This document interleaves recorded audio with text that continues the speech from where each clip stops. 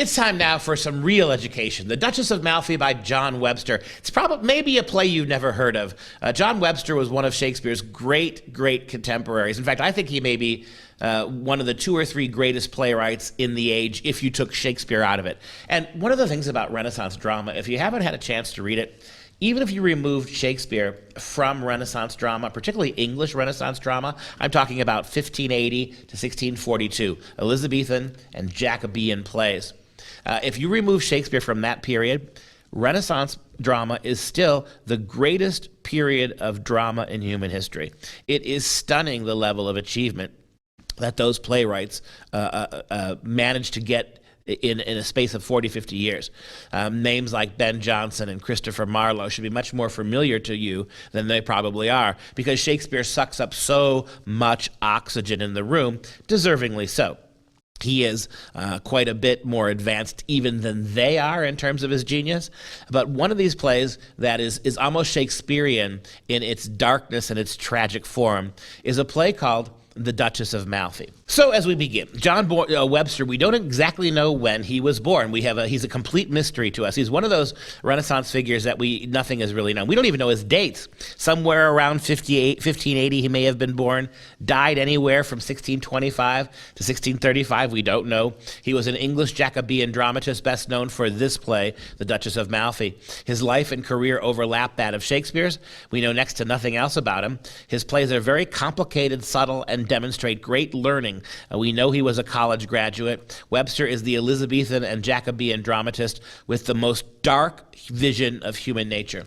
His tragedies are so dark, so remarkably dark. The view of human nature that is taken away from these plays is pretty staggeringly negative. There's very little turnaround in these plays, but the imagery and the language are just simply beautiful. Take, for example, this passage, where you have one of the main villains of the play talking about what human flesh is. Why do we spend so much time taking care of our flesh when we're only going to have it for 40, 50, 60 years?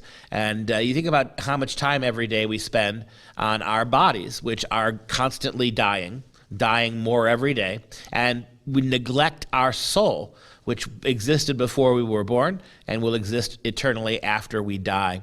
And so he gives you the following reflection. Bosela does, is one of the characters' names. He says, what is this flesh? What is it? It's a little crude milk, fantastical puff paste. Is our flesh really any more than a paper mache when you think about its vulnerability and its subsequent deterioration at the hands of time? What is this flesh? A little crudded milk? Fantastical puff paste?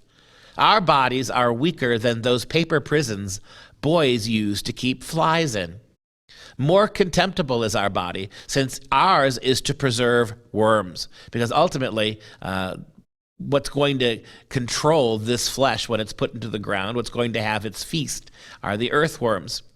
He goes on, did you ever see a lark in a cage? Such is the soul in the body.